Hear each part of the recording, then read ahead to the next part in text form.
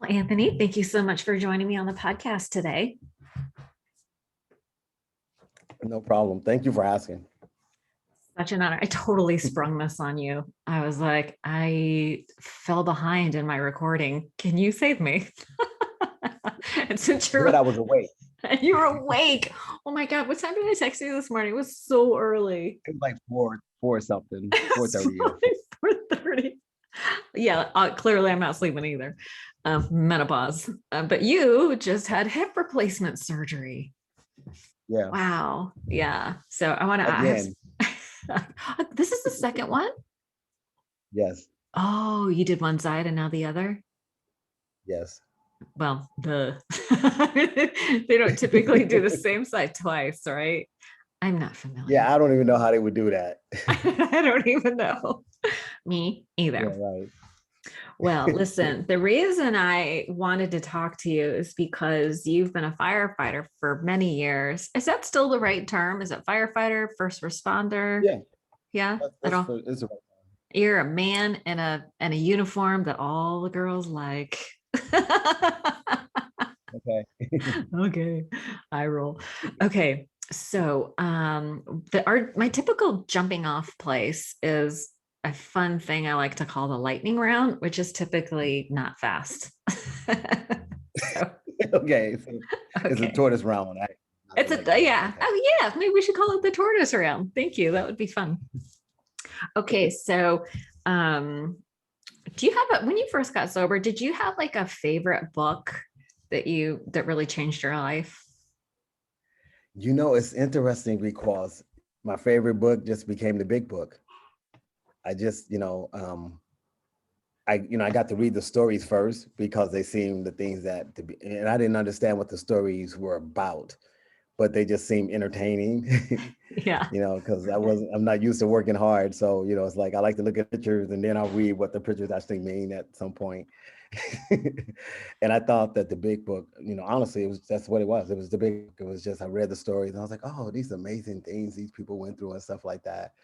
And then eventually, I started at, some Roman numeral in the beginning and then started reading the first 164 pages. And then things got interesting, real interesting, because I didn't expect to find myself in the book at all, because I Really? had, oh, because the stories, especially the first section of stories are like back in the 30s and 40s and stuff. So I didn't relate, I related to, and I was surprised I related to so many things in the story, but I was like, this book is interesting, but I don't think it's gonna really help me. It's not applicable to me because I'm 24 years old.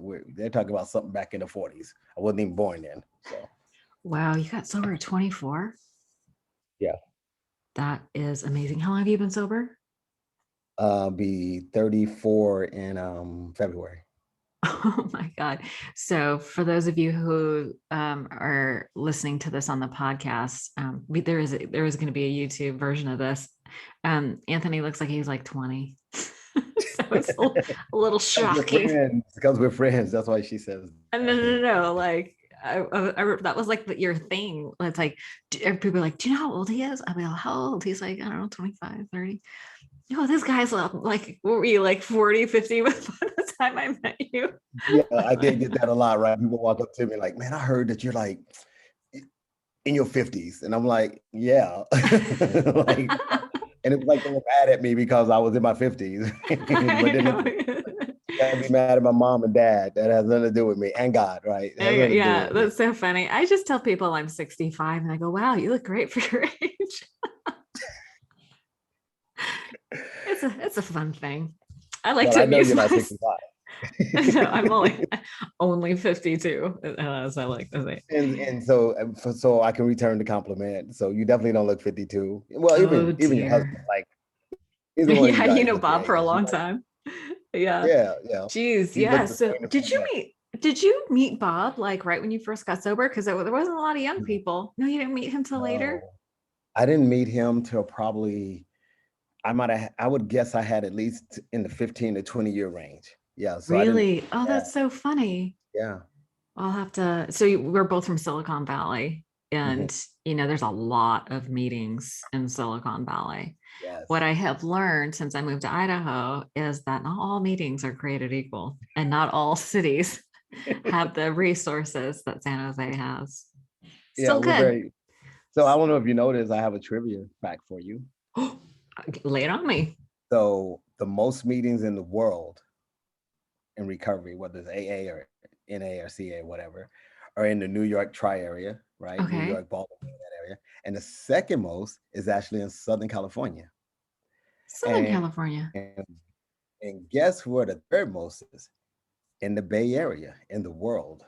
We have Wow. like 800 meetings a week here. So yeah, so I think people we get spoiled here. If and I'm not definitely not bashing meetings at all. But Oh, no, for no. those people that go to a lot of meetings and they want to go to meetings, this is an oasis. It doesn't get much better than So this. good. So So good. Yeah. And, what's interesting about places that have a lot of meetings is they tend to specialize, like wherever you have like a large population, and it happens in business too. Like if you go to New York City, you will see shops that have just watches, like just watch parts or like some really random, because there's enough people in the population to support these funny little niche businesses. And so like when you get a lot of people in 12-step mhm. meetings, they tend to specialize. And so, you and I used to go to a 6 a.m. meeting that I actually named my podcast after. And it was a specialized meeting in the sense that it was a very loving, supportive, nurturing group. And it met every day at 6 a.m. Mhm. Hard, Yeah, you it's guys were crazy. it's hardcore. I mean, I feel like if you get up that early, you don't really have time to put on your mask. The truth tends to come out a little earlier, that early in the morning, I Yeah, you're suppose. a lot more too. Exactly. Yeah, yeah. Um, okay, so the big book, excellent choice. It's interesting that you started with the stories. I didn't really get into the stories a whole lot. I felt like I was sitting at meetings hearing people real time and modern day. So didn't feel the Right. need, but that's awesome that that was something that you related to at 24. And I think that speaks to the idea that um, our situations are different, but the feelings are all the same. You know what Hmm. I mean? Hmm.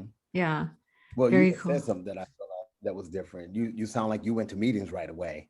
Oh, yeah. I actually went to a 28-day spin dry. So I didn't go. I Oh, mean, you I got to go to meetings did. probably my second week there.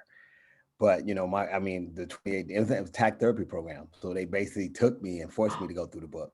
And so I would read the front part of the book, which wasn't interesting to me. And then I would just start reading the back. I was like, I bet you the goodies are in the back. And they just try to make us work to get to the goodies. And so that's why I ended up in the back. That is so funny. Attack Not trusting the therapy. process of doing what they do. Right, right. Who doesn't like to skip to the end? Yeah, Right. But I have to ask you about that. That's so interesting that you said attack exactly. therapy. I want to know. I want to know the payoff. Yeah, what's the payoff? Yeah, Um, I didn't know it was attack therapy. Let me first say that. I did not know when.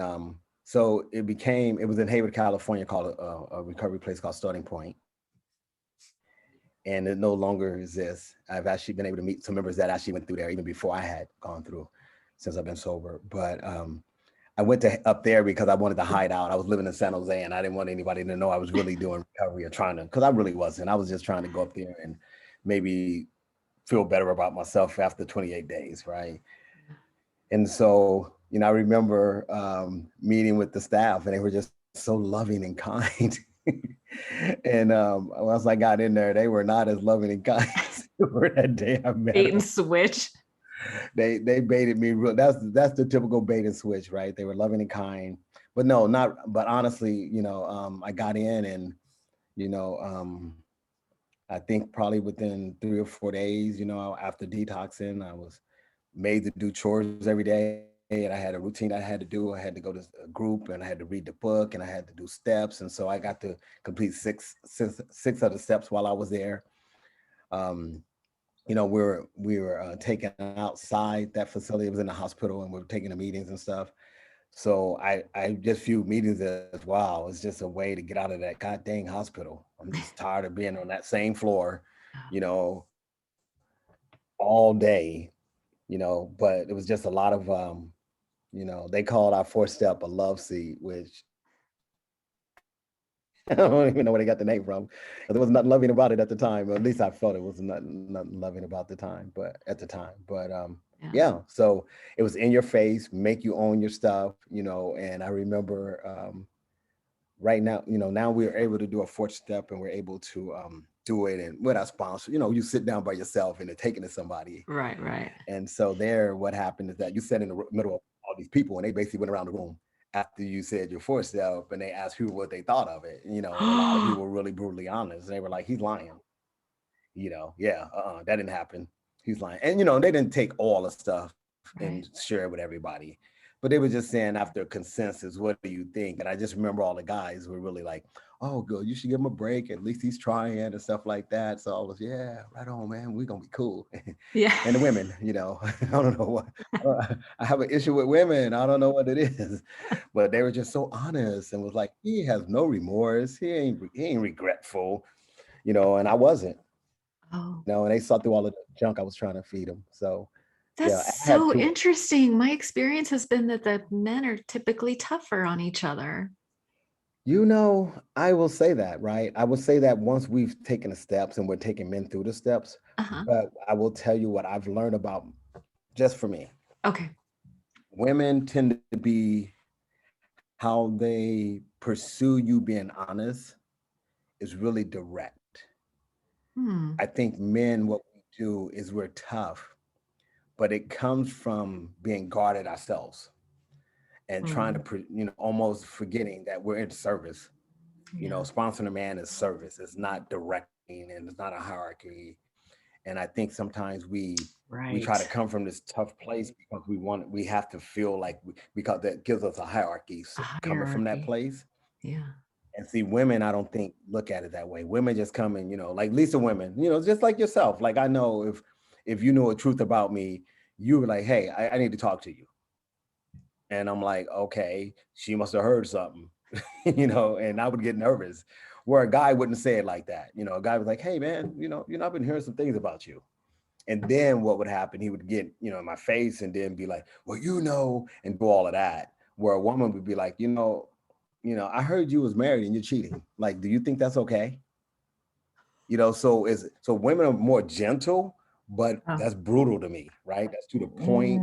It Mm. ain't no, where a man will be like, well, I heard, I know you can't be, you know, and just, I don't know how to explain it. It's just like I Yeah, I just know get it. that women have they both everybody has been instrumental in my recovery. I can't say I know, one me gender too. or another, but I will tell you that I've been blessed that the women that I tend to respect, and you're one, and Thank admire you from a so much. You're distance. so A lot of sweet. them don't even know. A lot of them don't even know I do, right? But they tend to be the kind of women that I look at and I say, they will tell me the truth. They ain't gonna sugarcoat it. They're not gonna worry about my feelings as much Yes, because they're sir. trying to save my life, right? Yeah. And so I'm learning a lesson in compassion with myself and others because I sort of have lived by this brutal honesty thing. And I think there's a time and a place for it. But I have recently ended a very long term I don't even know how to call it. I don't want to call anybody out. But anyway, just a relationship, a very significant relationship in my life has changed because of the delivery and constant focus of character defects. Right. Like I think it's so important that we call each other out in a way, right? But also to balance it with, love and respect and gentleness and compassion. There has to be a place for both. Don't you think? I agree. And well, not just that, but I think that, I think we need to stop using the word brutally honest. And the reason, in my opinion, that it doesn't make sense to me is that, honesty and the whole purpose of us doing that is supposed to be about loving a person. Yeah. And when you love a person, it's about caring and being respectful and being gentle with that person. And brutally honest, I think makes it more, I think when you take brutally away from it and this honesty, it's more about God. I think as soon as you add Mm, brutal to it, you add the human component to it, and it becomes all selfish at that point. Because what will interesting. happen is you'll see people that'll be like, "Oh, it's more important for me to say this to you than how you feel right now." Right. And I don't think that that should never. There's never any room for me to have to say something to you in regard who you are as a person, how you feel about it. I mean, we kind of talked a little bit about what's going on with me personally, Yeah. and that was the one thing I remember sitting there telling this young lady. I said, I mean, there's a line I can't cross. Like I can't call you a B or I can't do this. And I told her, I said, there's a line I just can't cross. There's a lot of things I'm going to mess up on. Right. Mhm. And I remember learning this from a sponsor. Brutally honesty is just really somebody justifying their right to make what they got to say more important than who you are as a person. And so I don't tell anyone I work with is, no, we're not trying to be brutally honest. We're just trying to be honest.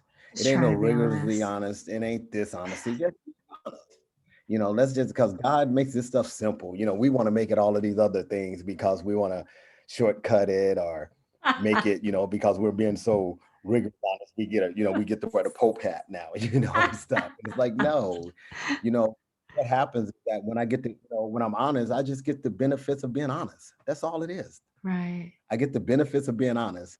And the benefits of being honest is that usually you're not in conflict with nobody. Because if me and you have an honest conversation, we get to walk away and I get to know who you are and then be able to say, well, no, don't treat her this way because I know that's not her.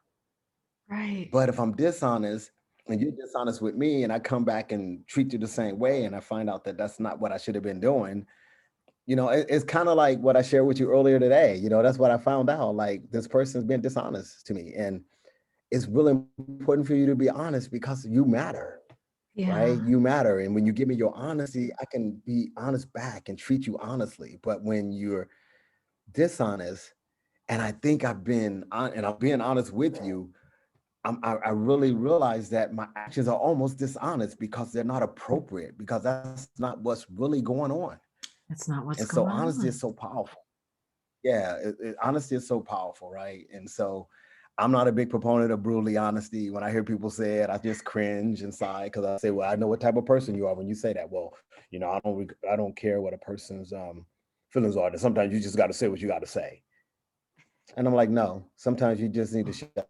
Shut So up. that's what There's that saying, honesty yeah, without sometimes compassion is cruelty. Right? We have to have a little bit of compassion for each other sometimes too. Yeah, it's yeah, if this stuff some, is not I'll easy. I just don't use think. this analogy. I'll just use this analogy, right? So I was talking to my brother yesterday, and we have a little nephew, and he's not my paternal brother. So my nephew calls me uncle. No, he does call me Uncle Tony, but I'm not really his uncle. And so he was sharing with me how he wanted his grandson to help him take something into the house. And then he said, so Xavion is, Zay, shout out to Zay, my not really nephew, but I love him to death. He He'll calls me never Uncle listen to Tony. this. And so he was just telling me how he was trying to convince him to help him take something into the house. And I was listening to the story, and he was coming from this position of like, I honestly need your help. But what happened, where the brutalness came in, was when he said, I don't want to help you.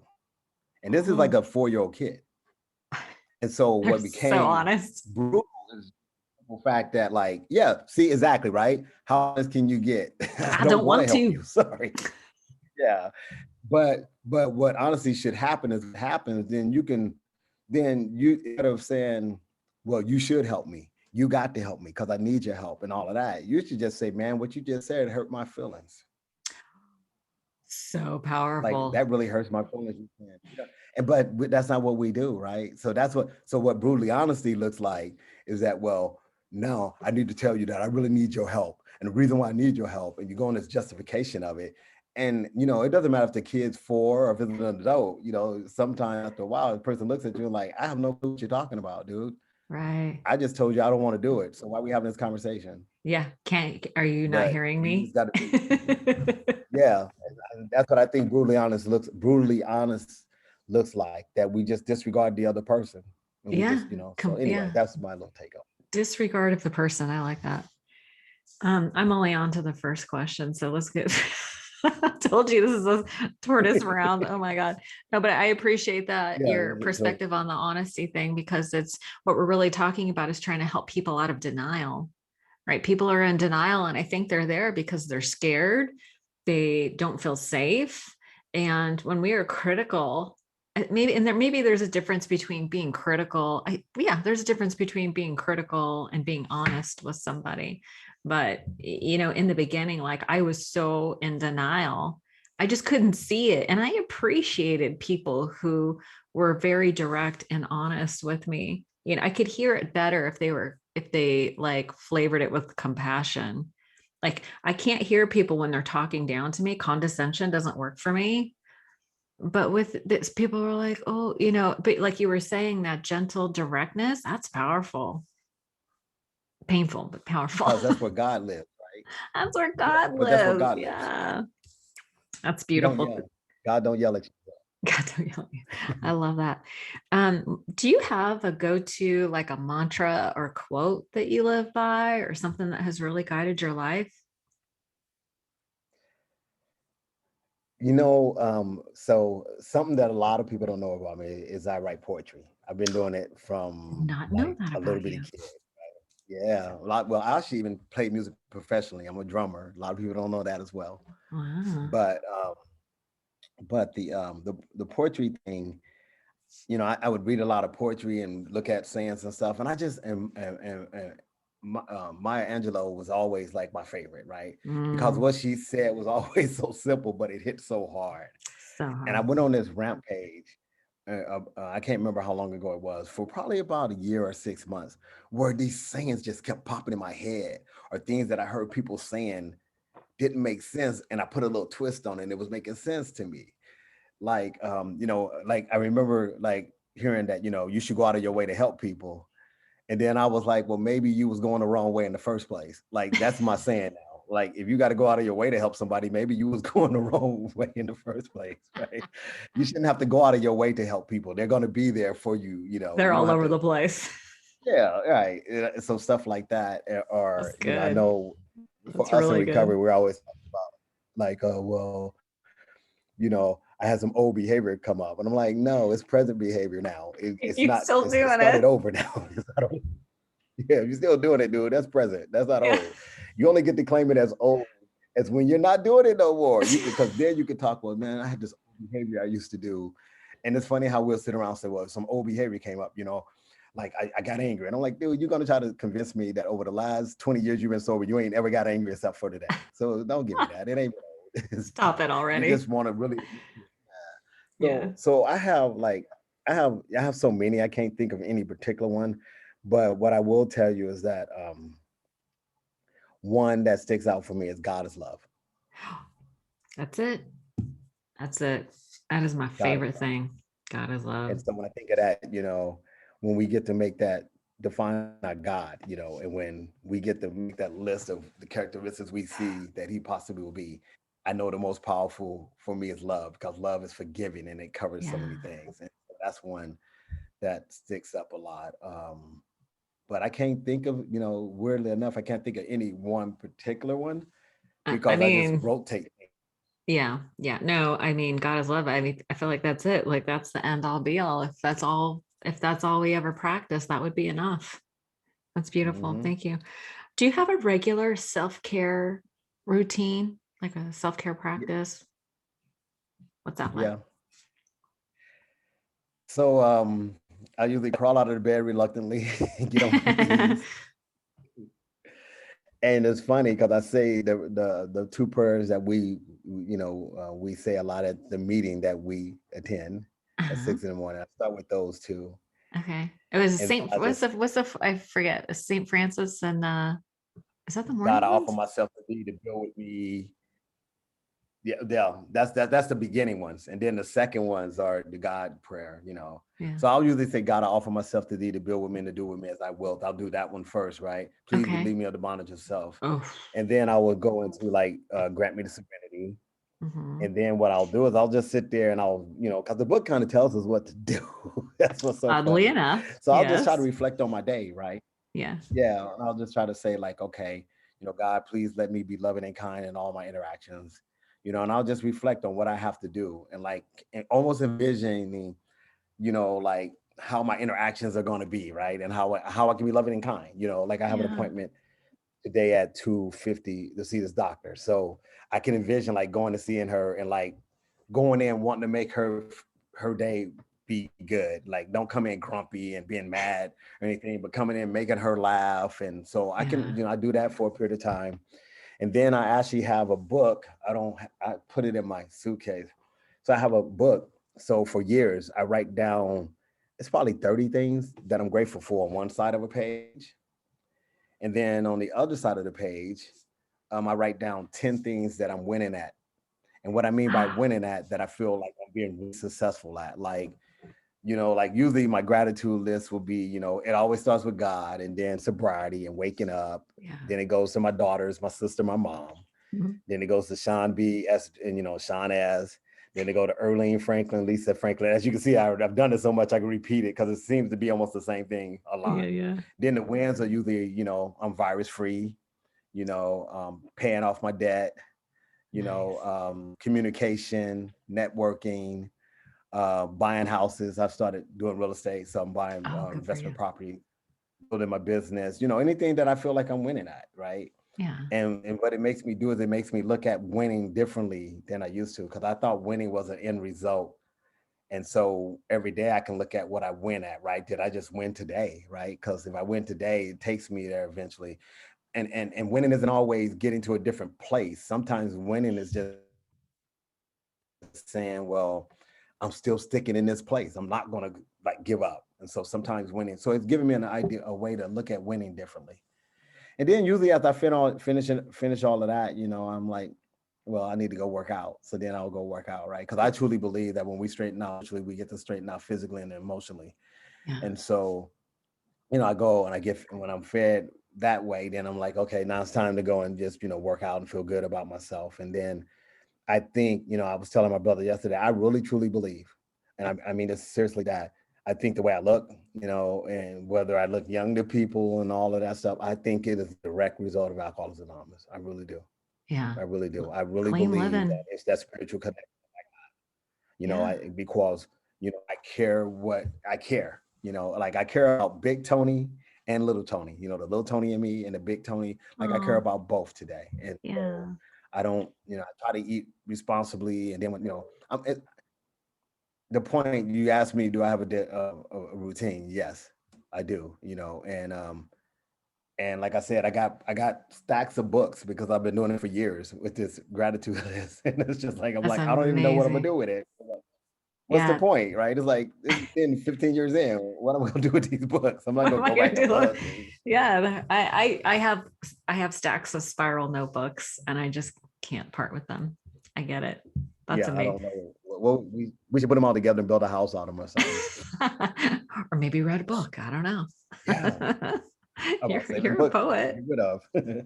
right? No, that's amazing. I always kind of joke around that when we get sober, we're super high maintenance, but it's all on the inside stuff. I used to spend all my time and energy on the outside. Don't get me wrong, I still do, but it's a lot. It's the inside stuff first and then the outside. Right. Um, Excellent. What's one thing you wish you knew when you first got sober? Can you think of anything?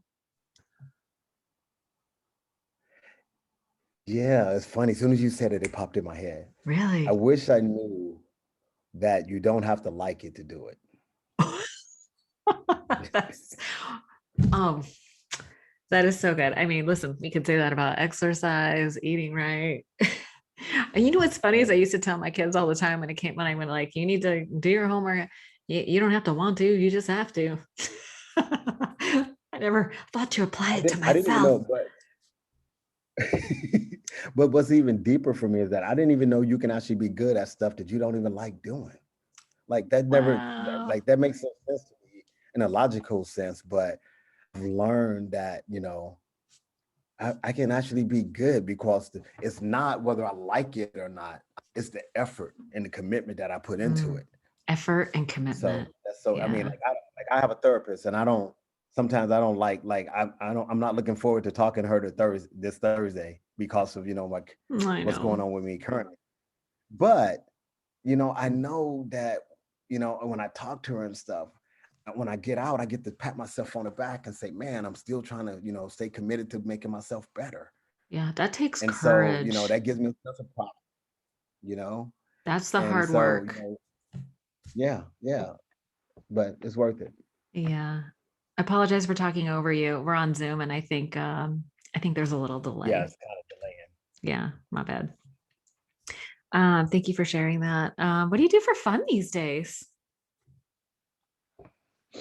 Well, what I Oh, plan on doing for in the near future you just had hip surgery. You don't get to have any fun. yeah. So what I'm doing for fun after 1 week of a hip surgery, what I'm doing for fun is I'm walking. Those things that most people are taking for granted I almost spit out my right now. I'm coffee. sorry. Hilarious. And I am exercising and I'm standing on one leg and I'm doing stuff that I think is Aw, stupid, but it's definitely helping me. But things we take for you granted, know right? what I've learned about yeah.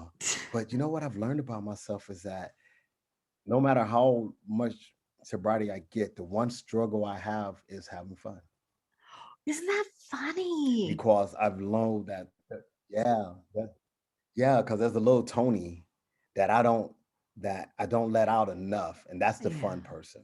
Yeah. And I can tell the difference because Big Tony is serious and to the point and always focused, right?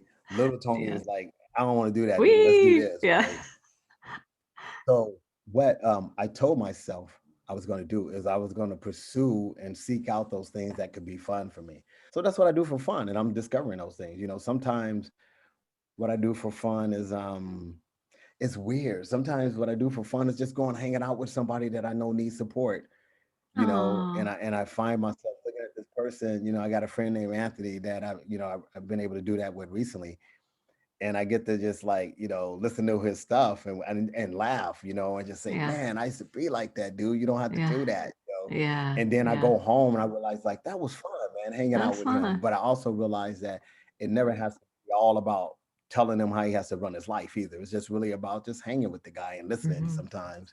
Yeah. But Zay, that little Zay, he's been fun lately. I really have started focusing on having fun with him. I go to his karate classes with him Oh, now, how and we posted cute. some videos on Facebook. He got his belt recently. Um, what's fun is I think I have a nice sports car, so I take people in it and I go Yes, you really do. fast in it. So I go really that's been fast. really fun. That is so fun. Going fast in cars, Yeah, like so looking at the fun. expression of people. Yeah, like but he told on me, so I have to realize that certain people I can't put in my car and go tell. Like, and I sat there and told him, dude, I'm gonna tell you probably 100, but don't tell your mama. Don't And tell as your soon as we got out, mama. mommy, we got 100 miles an Guess what we hour. did? I'm like, really, dude? Yeah. So yeah, stuff like that. But I just bought my daughter a new Honda Civic. That was pretty fun. Oh, sweet. I'm sure she appreciated that. Oh Wow, my that's a God. nice present. Yeah. So, Man, those she cars will wasn't, last forever too. yeah, she wasn't You're a expecting good that. So it's fun. dad. You're a good dad. I I know try your to daughter. be. I know you're so proud of your daughters. They're all super smart. You don't have more than, don't you have two I daughters? have three. I have Three, three. sorry. Okay. Yeah. Yeah. I know your girls are super smart and they're going to college and doing all this amazing stuff.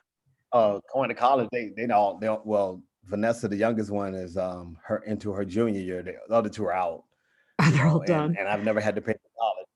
So Damn, thank you. time So flies. Yeah, you don't have to pay because your girls are so smart. They're getting free rides. Amazing. I went to college. I went to all the what's so colleges. funny? I would like I would like to take credit, but the truth is that they're all driven because they have their desires. That's what it really boils down to. You sit down and talk to them. I'm sure me and their mom, had put some things in place Of that probably course. was just part of who they were, Yeah. personalities, Well, and they just took to it and ran with it. yeah. They're just awesome people. Yeah, they're That's very definitely. cool. I don't think I have a lot to do with it, to be perfectly honest. I just think God just blessed me with being able to witness, Well, how you can still raise good kids and don't know what the heck you're doing. I So always that's how I see it. refer to the apple and tree scenario, right? The apple doesn't fall far from the tree. I know you're super driven. I want to know actually. I do want to hear your story.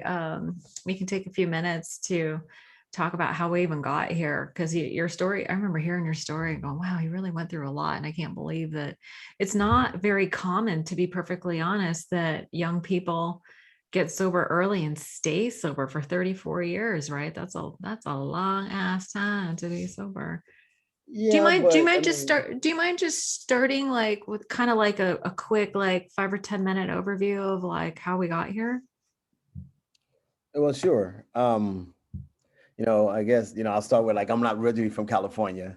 You can kind of hear some accents because I say water and wall. The East Coast. Yeah, so I was born actually in St. Louis, Missouri, and we moved here. And I grew up in a good family, man. I mean, we did the picnics and the barbecues, and I just remember having house parties, and everybody in my family seemed to be talented. That's where my music thing came from. My sister was actually the second best soprano, voted the second best soprano in the United States and Canada when she was in high school by Downbeat magazine. Wow.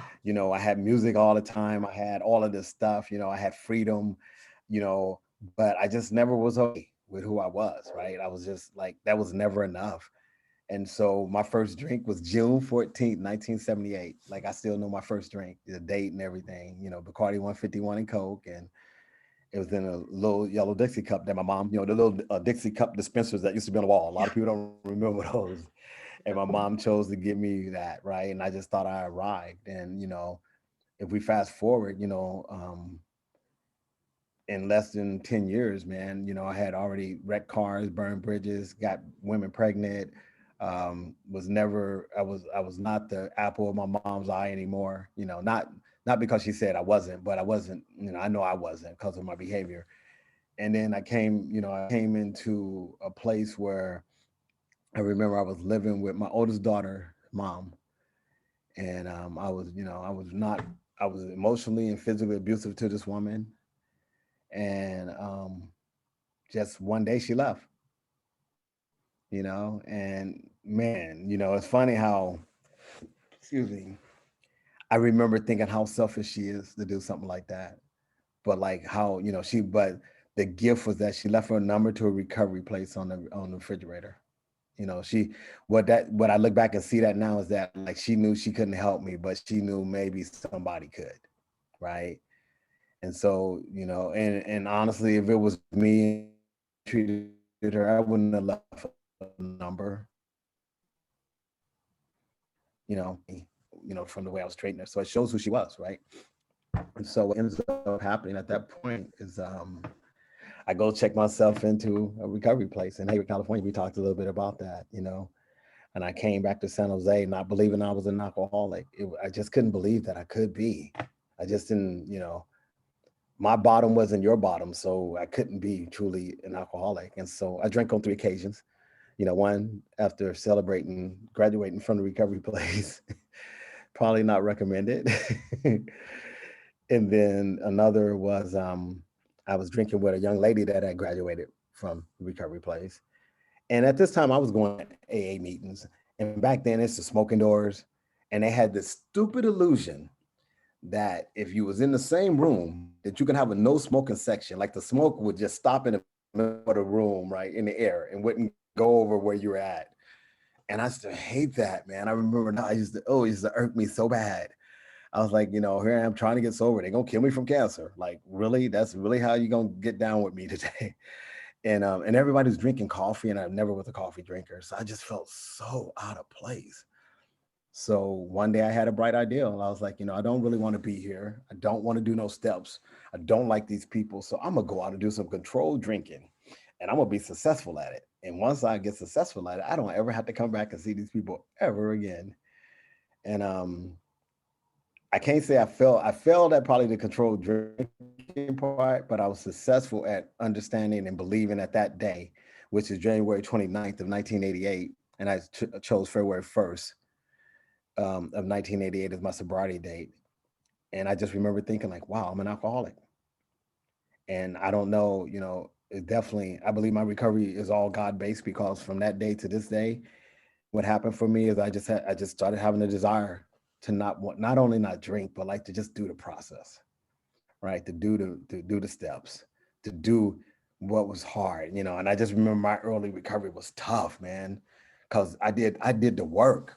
I was calling the IRS and telling them I'm repaying money, and I was, going to get my driver's license, and paying off fines, and calling on my daughter's mom saying I want to spend time with her, and having supervised visits and stuff until she believed I can do that. And just all the stuff that, I thought like, wow, man, I'm gonna die from doing this. Like it ain't worth it.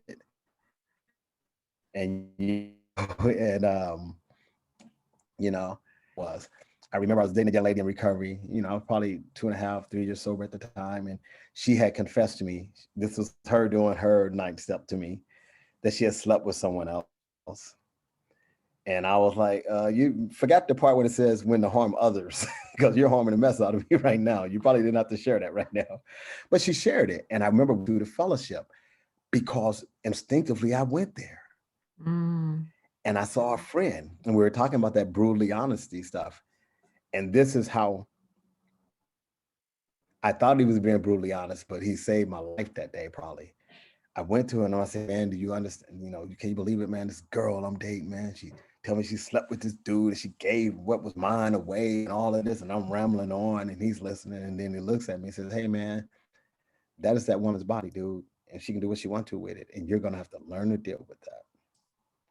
And I never had nobody say anything like that to me before. And for some reason, I knew, what I love about recovery, how you getting me all emotional. It's Oh, simply that what I love about God is that when it's true, you know it.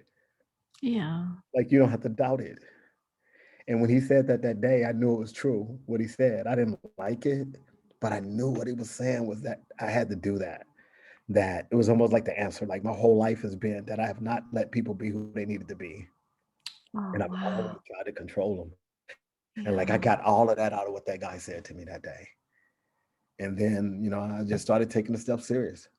At that point I had been taking it serious, but I just started taking it even more serious. And Hmm. I started doing more of the fellowship, because for me, the program was really the steps and stuff. And then the fellowship became going to certain meetings and making sure I Hmm. put my hand out and sponsoring men, and, and being an example. And I can tell you, man, I don't know if I've been there since, but probably my first 2 to 3 or 3 to 4 years in recovery was the best time of my life. Like Mm. I've never been so happy.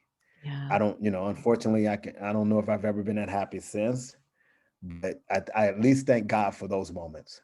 But it was during the time when I was struggling the most too, Isn't that something? and so, but yeah, I mean, I didn't have a car, and taking a bus, and I was hating that, and eventually, I started realizing like, man, I got a chance at like not drinking.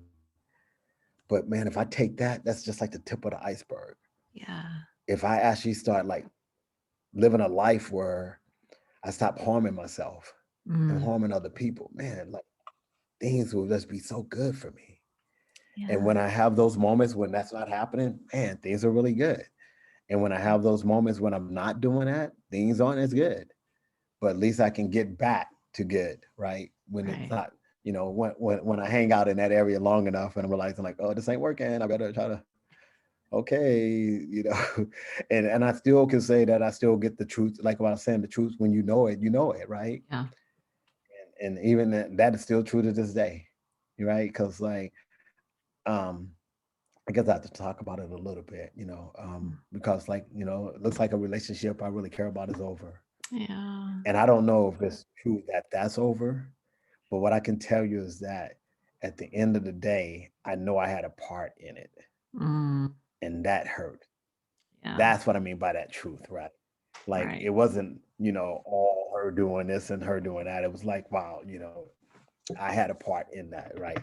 Like, why couldn't I have handled it differently? And more importantly, what I'm learning is that, why did I have to harm her? Mm, because she harmed me to harm her. And I've never, you know, only recovery gives you that kind of thought, right? right. Like Yeah. when you hurt me, I gotta hurt you back, man. I can't let you get away with that. Only recovery has a principle, you know, that tells me that justice, right? Nice step justice, man. You have to, it's like you got to live good with people, and even though they harm you, we say, well, they got to be sick too. That doesn't work for me. By the Mhm. way, I don't think of that. What I do think of is like, I just got to love them, man, the best way I can right now. And it'll probably get better, but I can't hate them Yeah. and I can't misuse them and I can't. Yeah. In all fairness to you, like we are just human, right? Like we do hurt each other. I mean, somebody told me this story about these little it's a kind of a corny little parable, but it's about the story of these porcupines in the woods. And it's winter and it's freezing and they have to huddle together to survive, right? But they're porcupines and they have needles and when they get close, they wound each other, but if they don't huddle together, they die. And so they sort of have this agreement that, yes, occasionally we're going to wound each other, but we do it out of survival. And I feel like that's us sometimes and it's not, getting hurting somebody back is sometimes reflexive and it happens so quickly we don't even realize it's happening, right? But it's about like how do we show up in relationship after we hurt somebody else? How do we show compassion for ourselves? How do we show compassion for them? Right, because we're all Right. just doing the best we can. This is hard. This emotion management, sobriety, life, I don't care if you're sober or not, it's hard, Yeah. right? So, I know you're in that place of taking responsibility for yourself, but I would just encourage you to, give yourself a little bit of a break. I feel like, you're not one of those people who shies away from taking responsibility. Maybe the balance happens when I mean, I just care for you and I just hate to see you be too hard on yourself. Just a little perspective, just my little I thing as a appreciate friend. that. Thank you. Okay. Okay. I will take that under advisement. Yay. Okay. That's so sweet. And you have such an amazing story. And if you don't mind if I shift gears a little, so you've been a firefighter for how many years now? My 20th year is this year, and after these, I think it's sometime after December 1st, I will eclipse the 20-year mark, and I Wow. retire somewhere between December 1st and December 31st.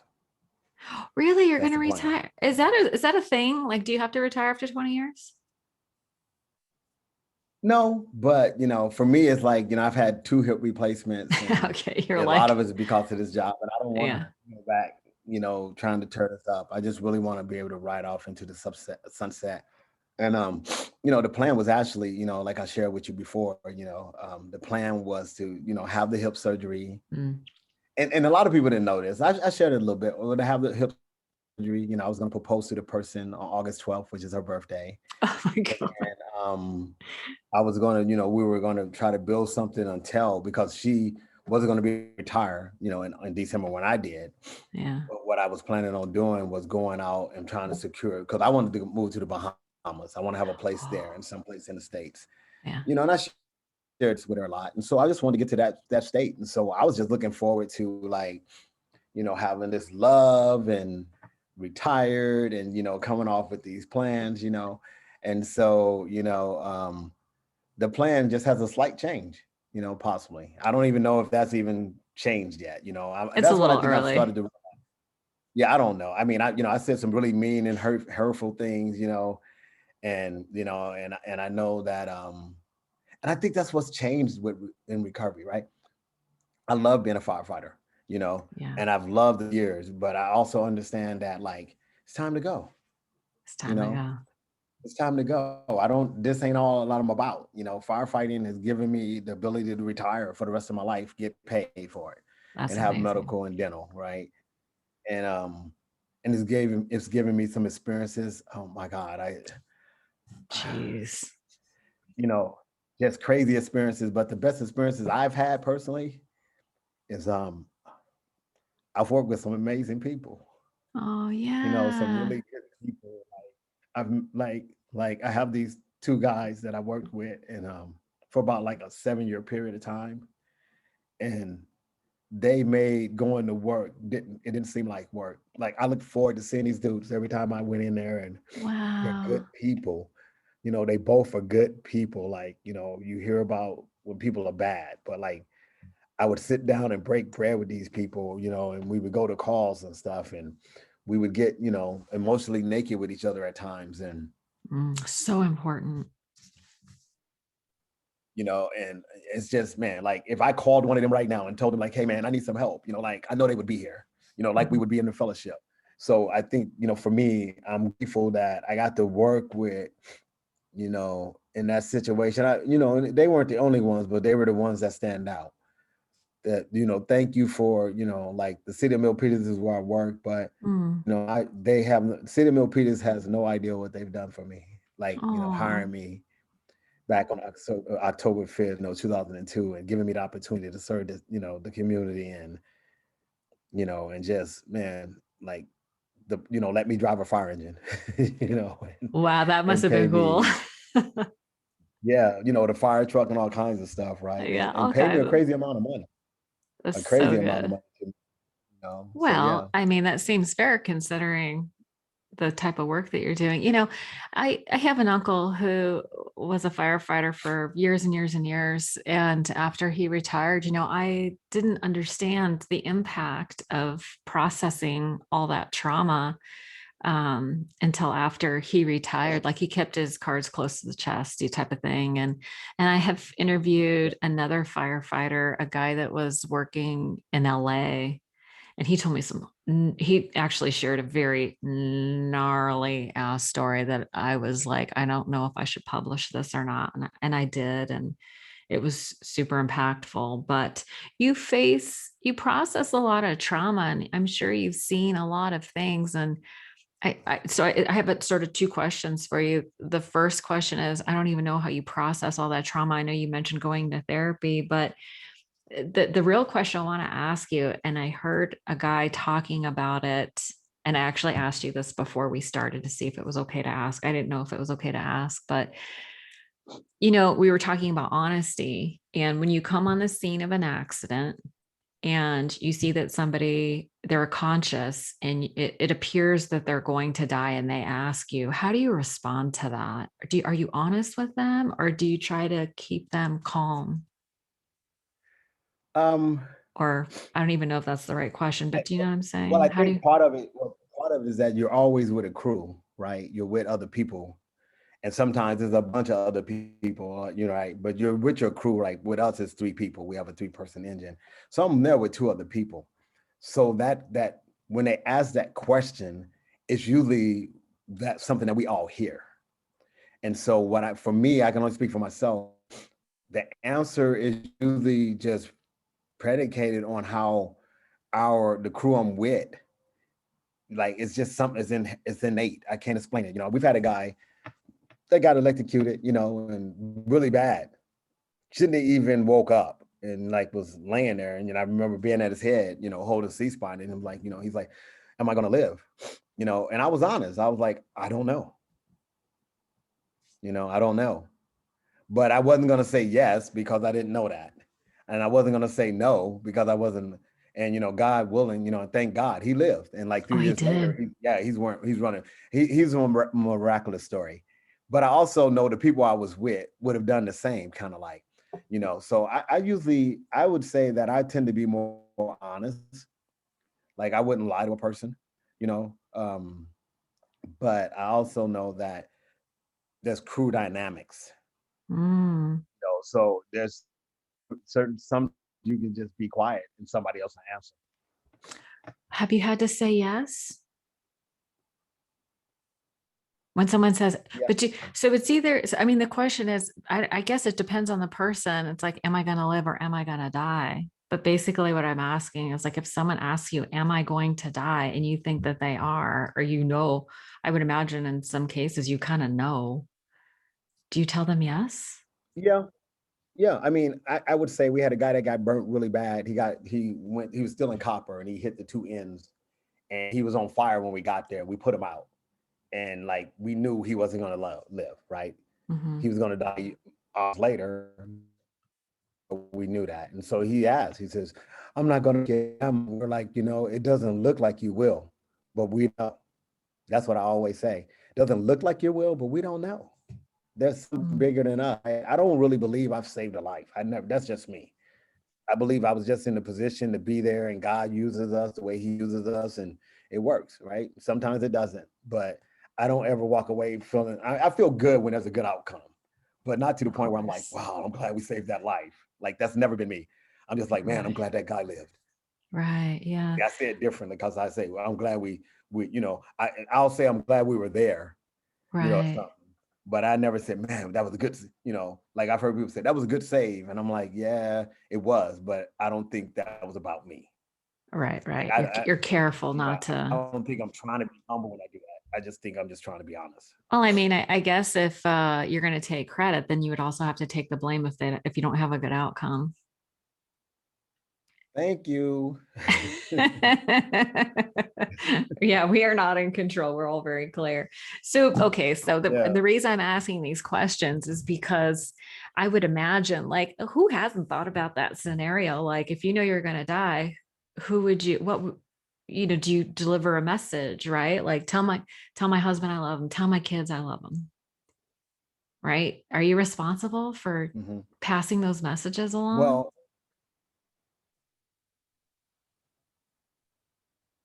yeah, if they ask you to, but honestly, if they don't, I mean, you're still going to pass that message. Oh, You're going to yeah. know. You're Yeah, going to know when a family shows up and he's got two kids and a wife, that man loves that family. of And course. because he didn't verbally say it to you, you don't have to sit there and be like, "Oh, he didn't verbally say it, so I'm not going to say anything." Yeah. You know, Right. I mean, sometimes you can just sense it in the person. You can look at the family and say, we're sorry for your loss and stuff. He was a very loving individual. And, he loved you guys. And he did. You can say you did because they have they have the evidence, the hard evidence that he did. And so yeah, I mean, you just you say I always say that if a person's dying, what's the point in trying to make them look bad at that point? Right. No, no, no, no. You are, Yeah. I would, I don't care who you were. I always say, I don't care who you were. Like we'll have a firefighter that we worked with and he'll pass away. He might have been the most hard person to work for, right? And you didn't like the guy for whatever reason, but I'm gonna go to his funeral out of respect. Hmm. I'm gonna go to his funeral and I'm gonna do what I'm supposed to do, whether I got along with the guy or not, just simply because, man, I respect the work you put in. Because you had an issue with me, don't mean you didn't do your job well. Right. Yeah. So That's very good. Yeah. I mean, it's a very noble profession, and people that go into it have big hearts. And I think it makes it all the harder to then have to bear witness to so much trauma. And I know you do therapy, but you said something that I thought was so interesting. You talked about being able to have real, honest, vulnerable conversations with your colleagues.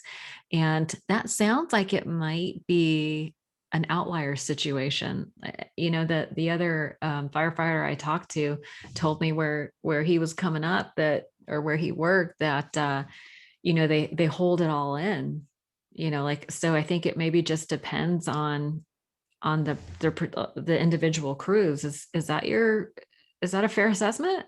oh yeah. Oh yeah. I mean, if you take the time to get to know the people you're working with, and you get this bond, it's been calls where you don't have to say nothing, like you've done everything you can and the person inspired and Hmm. you're driving back and everybody's quiet and you know what's going on with that person, right? Because you know who he is as a person. Yeah. He's sad with that. And so you don't have to sit there and say, hey man, and usually what will happen is that, somebody will probably say something, like the crew I work with that I said with my favorite crew always will be, and then what will happen is that, and you have to also understand what for us, what happens is that we don't have a lot of time to think about it because Mm. calls don't stop. Oh, wow. See, that's what people don't understand. Like they think like, oh, have that loss where that person aspires, and then like you're done for the rest of the day to sit around and think about it. No, you don't. The next, as you're driving away from that call, you can get a fire at a house you're doing there. So I think we understand that what is unique about this occupation for me is that you have to be the kind of person that has a great foundation, whether it's your family, whether it's your religion, whether it's your spirituality or what outside of this job, because you don't get the time to always decompress. I mean, I remember we had this child that drowned in a pool, Oof. and we were on the way back. And I just remember like we got 4 or 5 calls after that. So like the next shift, like we got to go home. And then the shift we came in starts hitting everybody. And it hits everybody different, but you can tell, like everybody's like, I'm a little, I'm a talker, so I'm a little bit quieter than normal. And then somebody will say, TP, you all right? And you get to be honest. You're like, no, man, I'm thinking about that last call. Like, no, man, I've been thinking about it too all 6 days. I was like, yeah, dude, like, I don't, how did you deal with it, man? Because you have a family and kids, right? So, and you just start talking. And then the next thing you know, you don't feel alone, right? And then, at some point you guys all get together and you say, hey man, today let's kick, I don't know if I could swear, Oh, but let's kick absolutely. butt. Oh, Let's okay. kick butt on every call today, right? Like we're gonna give everybody like the very best today. Like it almost like inspires you, like, like, okay, today, because they should get our very best, and I'm not saying they don't, but it's like today, Just a instead of the little focus extra. being, yeah, it's like, man, you know what? Like that guy that got electrocuted after he survived that electrocution, I can guarantee you for the next 6 months when we all was doing CPR, because our protocol in our county says you're supposed to do it for 20 minutes, then you call base and then you pronounce, they've expired. I guarantee you for the next 6 months after that happened, everybody did at least 30 to 40 minutes of CPR because they Mm, got to see what doing that, what CPR can really do. Like it can really be a miracle. So instead of saying, let's just do 20, no, it was like, man, no, we're gonna keep going. Because remember that other dude came back. Maybe we just need to keep going. So it almost wow. motivates you. But then it Wow. almost gets to then you have to balance that because then you sometimes are staying too long on a patient. That's not viable either. So yeah, it's just, it's I think what I like about it most is that you just gotta, it teaches you more about yourself than anything I've ever done. That Because is, connecting with another human being on any level is what I believe life is really all about. And I yeah. think when we get to do this in these stressful situations, I think we forget that we get to serve the community and all, and all of that. But what we really get to do is we get to serve those other individuals that we work with too. Like it's Yeah. inspiring to look at, like the guy I work with, it's just inspiring to see him be a good paramedic and, do what he does. And it's good to work with a good captain, and then see how he sizes up a building and how we put out that fire and like that, it's motivating, and it's good to have somebody say, man, Tony, man, I like the way you spotted on that fire, dude, the way you drove us in there and what you was thinking about, man. Like, and then you realize like all three of us is good at what we do, but we're doing it, man, because we want to be good for that next person, Yeah. right? It's like such a selfless act. It's like, man, like I want these two people to know that, man, no matter what happens, I'm getting you out the building. Yeah, we're gonna share, I'm gonna go in and get Arlena, right? And help all these other people. But I gotta look at this dude and say, Grant, man, if you go down, dude, I'm not coming out of that house without you. You know, Wow. and I'm going in and I'm getting you. You know, I don't know what the outcome would, but I'm gonna drag you out. If I have to lose a leg or arm, or even inspire myself, man, and I know this sounds morbid, but I would rather die with you trying to get you out, man, than die, to let you die alone. I can't let that happen. Can't. Wow. That is amazing.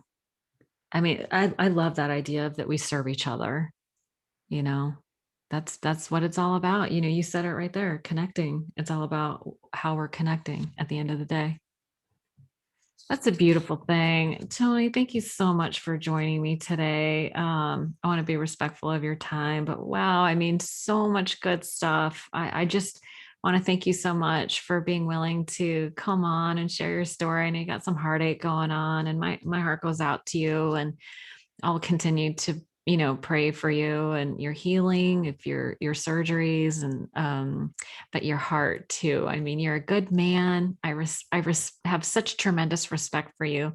Thank you for what you do for the community, and both the broader community and our 12-step community. You're a really good person, and I just appreciate you so much. Thank you for joining me today. No, thank you. I mean, it's funny, like for the last hour, I didn't, there was no heartache. But I will add this, people, I've been saying this a lot lately. People don't have to pray for me, man, when I'm going through stuff. And pray for me when things are good too, because prayer is good. Just pray for me all the time. I get it. Yes. Yeah, pray for me. I'm greedy. Pray for me all the All the time, time. good and bad. Shoot, Well, I do lump you all the into time. friends and family. Awesome. Well, Well, thank listen. you. Thank you. Yeah, yeah. Yeah, Pray for me. yeah. Yeah. Thank you so much for your time today. I know it's going to help a lot of people. So, thank you so much, and we'll talk again real soon. Yes, we will. Thank you. Bye. Oh. Bye.